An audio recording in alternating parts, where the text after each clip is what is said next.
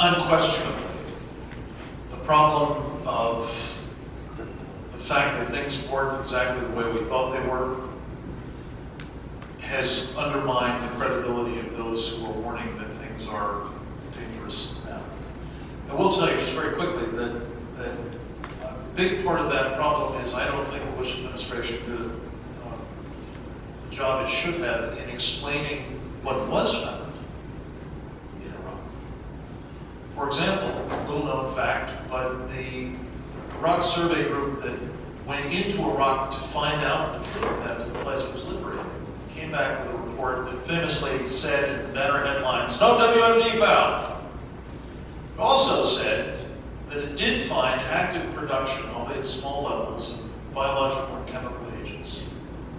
Plans to ramp up that production when sanctions were lifted, which was imminent. And worst of all, plans to put the product of those production lines in aerosol cans and perfume sprayers to be shipped to the United States and Europe, where they would have had devastating effects. The Bush administration, to my way of thinking, deserves condemnation for not having made that case, because it not only undermined the administration and all of us in these kinds of warnings, but it also, I think, completely discredited that government. I'd just like to comment on that. The difference, though, I agree, I think it makes it more difficult. The difference, though, is in Iran, even with the National Intelligence Estimate at the end of 2007, where the lead, again, the banner, it's not unlike, the banner headline was that the weapons program was stopped. Well, they went on to say in the National Intelligence Estimate that they pointed out that even though the weapons program stopped, that everything else that's required to build a bomb continued unabated. And so the three pieces that are required to have a nuclear weapon, one is the weapons piece, the other two is creating enough enriched uranium, and the centrifuges continue to spin. No one doubts that. The efforts to create missiles that can deliver a nuclear warhead and the triggers necessary and all that continues. No one disputes that. And the weaponization is the easiest part to restart. So the difference, I think, is that it's easy for us to identify everything that the Iranians continue to do to lead them to the creation of a nuclear weapon. Yes, good morning, Harvey Trayson. Thank you very much for your comments. I can call my broker today and tell him what to sell for me. But wouldn't it be much more effective if the SEC just had your consensus companies delisted so that you wouldn't have the ability to buy their shares? And since Fidelity, Vanguard, and others are licensed, I think, by the various states, I think you can bring influence to bear to them also on what they include in their mutual funds. Well, it's a very good question. I would say, first and foremost, that lots of states, including, I'm sure, Florida, asked for the federal government to intervene on this matter and provide, if you will, the definitive data on companies that are doing business or providing life support to Tehran and elsewhere.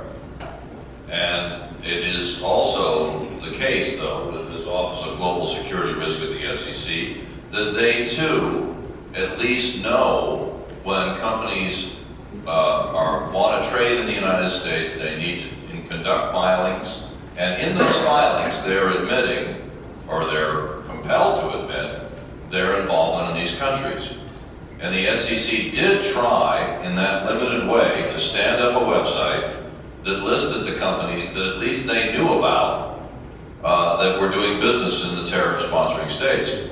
Well, the level of global outrage over that was something to behold.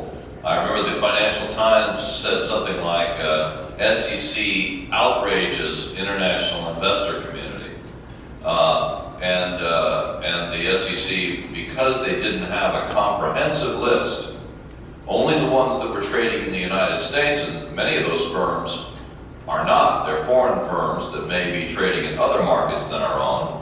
The list wasn't complete, and the SEC got scorched on that matter and took the site down. The U.S. government's going to tell you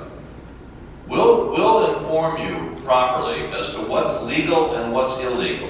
If there are entities, companies, individuals that are actually known to have been helping terrorists themselves or were involved in terrorism, it's illegal to do business with them. That's called the list of the Office of Foreign Assets Control of the U.S. Treasury. But these transactions are legal.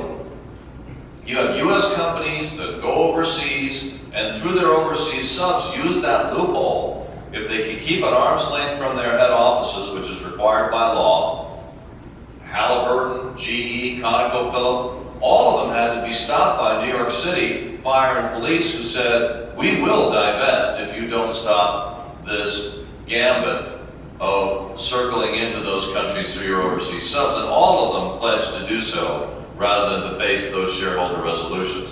Another good example of the impact we can have. They wiped out 7 major U.S. companies in one pension system with a 100% track record, and that's Bill Thompson in New York City. But here's the bottom line answer to your question. The SEC and the United States government will say, look, if it's legal, we, the government, are not in the risk management business. We're not going to tell you, whether you should invest in a green fund or whether a company is involved in the manufacture of tobacco. You have to go to private, impartial, commercial vendors to do that. Folks that do it for a living, like we do, and others that, specialize in this. So, unfortunately, I would like it if the U.S. government stood up and said, okay, here's the entire list, but it's not going to happen for the reasons we've just talked about. Fortunately, there is very good, not classified, but very good open source information that we make it our living to find, to identify these companies, profile them, and then to update it quarterly.